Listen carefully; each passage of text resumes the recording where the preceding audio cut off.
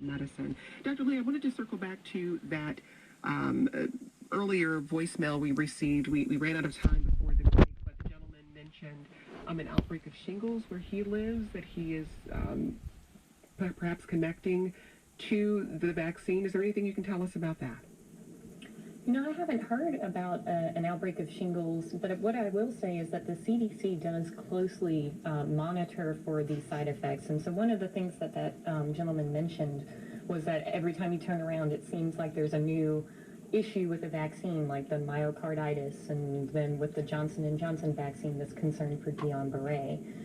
As we continue to vaccinate these large populations of people, we may identify these incredibly rare side effects. And so it's important to realize that the CDC takes all of those very seriously. And there's an adjunct group that looks at these to determine what do we do next with these types of side effects. Now, a shingles outbreak can occur. Shingles, as a reminder, is chickenpox. And so it's, living latent in one of our nerve roots, and so that's why you see shingles. So you had chickenpox in the past, and now it's coming out. We see that a lot of times with stress. We see it, if you're sick or ill or something like that. It doesn't typically spread from one person to the next unless you have it all over your body and all over your face, and that can then spread to one another. So I think it's important to realize that it would be incredibly hard to have a shingles outbreak. It is easy to have chickenpox outbreak, but shingles is typically on one area of the body. Dr. Marcel, anything to add? Yes, ma'am. I would like to state that there have been some cases where people reported having shingles after the vaccine, but I would like to echo what Dr. Lee said. Chickenpox, perhaps, yes, but just because of the nature of shingles and an outbreak and stress being a common inducer of an individual having it recur is very likely. And I do think that in the recording that was received, outbreak was perhaps used generously, and that it's really not a technical outbreak of it. The CDC does monitor vaccine responses through their VAERS system of reporting any adverse event or anything that happens. And so it may have been reported through that because it happens, but that doesn't link it to the vaccine. Well, Dr. Marcel, even though the unvaccinated population has gotten a lot of attention lately, vaccination rates are rising. Alabama's average is more than double what it was 3 weeks ago, and Louisiana saw daily vaccination rates rise 111% compared to 3 weeks ago. What's behind the rise in those rates? The Delta variant, people are concerned, or they're beginning to get concerned again. They are seeing that the people who are being admitted to the hospitals, the people who are getting sick, are unvaccinated. And I do think that there is an appreciation beginning to happen for the seriousness of the severity of illness and the rapid spread of this particular variant. I do think, and people want to get back to things we could do prior to COVID, going places, gathering in groups, seeing families. And we've been advised to wear masks again indoors, and people want to be able to go places and do things without that again. And I do think that they are realizing the seriousness of this variant, and the only way we are going to begin to get back to normal, or our new norm, is going to be with collective protection through more people being vaccinated, one arm at a time. Each person counts, and we all have to do our part if we are going to collectively get there. Well, so far we've been mostly talking about those who've been fully vaccinated and those who haven't been vaccinated at all, but there's a group that's in between the two. Hi, Hi, my name's Eva. My son Garrett, he's had his first dose of the Pfizer vaccine. However, he hasn't gotten his second dose. I have begged, pleaded, offered him money, and he still hasn't gotten his second dose. My name is Usha. I am a physician. I'm calling about patients who do not return for the second vaccine after getting the first. The popular belief is they're not doing that because they think they're protected by only one vaccine. That isn't true. Some of these patients experience side effects, which may or may not come from the vaccine, but they definitely attribute them to the vaccine. So it's important to look into these complaints and see how valid they are and how these patients can be convinced to go back.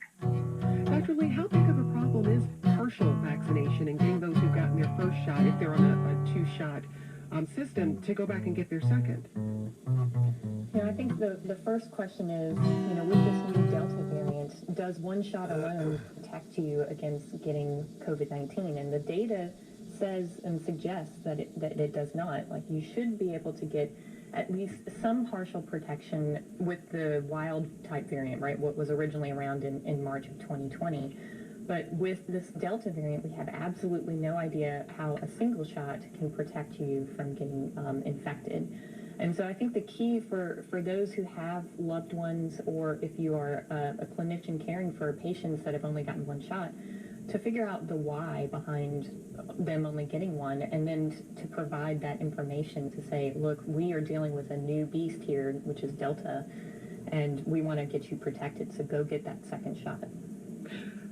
Dr. Lee, those who've been fully vaccinated can still contract the virus, as you've said, even though breakthrough infections are not common. Some people who are vaccine hesitant might be pointing to that as a reason to claim the vaccine is not effective.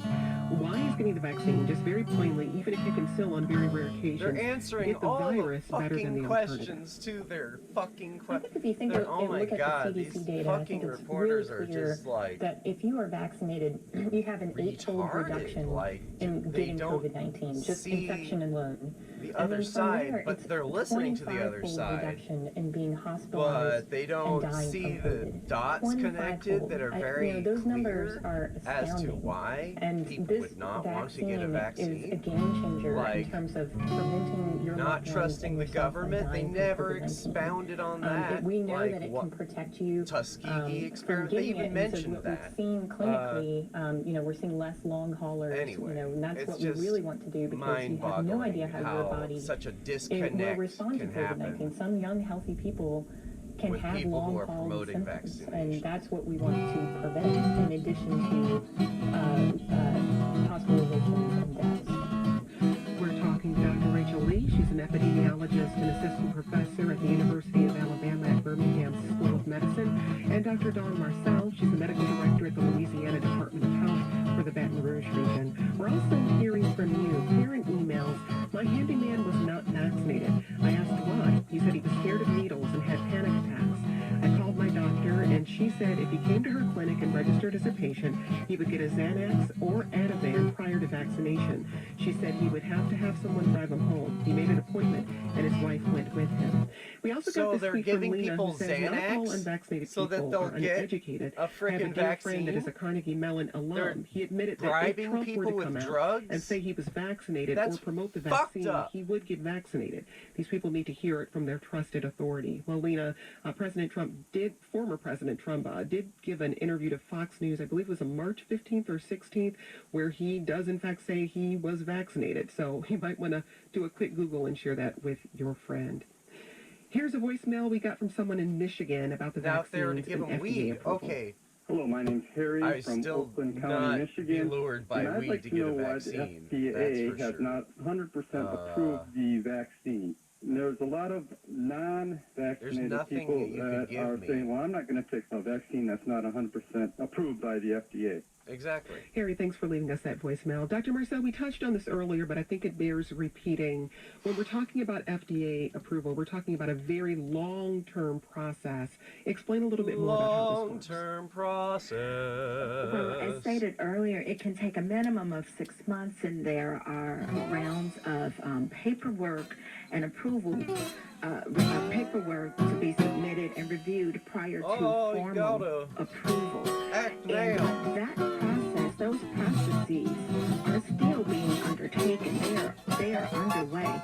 This EUA is not instead of approval. It is until approval is formally granted. The benefit of being authorized to use it prior to approval in an emergency situation is so that we can go ahead and have the benefit of the positive impact that access to the vaccines will give us in preventing illness and even preventing death. But death You gotta from COVID, prevent but death. the You formal gotta approval prevent death. process is being pursued. And so we do expect it to come. And as stated earlier in the broadcast by Dr. Lee, we did have sufficient data of 6 months of the vaccine prior to the EUA, and so people were watching this. And what I would also say is the vaccine technology is not new. So the FDA is familiar with the type of vaccines that are being used, and so it's not that this technology is new to them and that we are unfamiliar with it.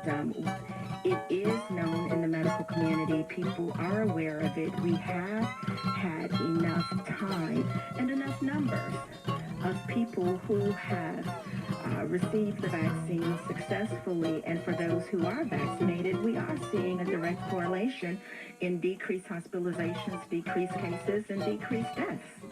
And so we are seeing that. And as you just mentioned, every month we do a program called Vaccination Nation, where we answer all of your questions about the vaccines and the pandemic. We'll have another one of those conversations this week, so we'll address some more of your questions. The ones we can't get to today, we'll address then. Elizabeth emails this: I'm glad you're discussing this issue. My reason for not getting vaccinated is not political. I've been harmed by new devices and medications which were approved by the FDA. Thus, I've lost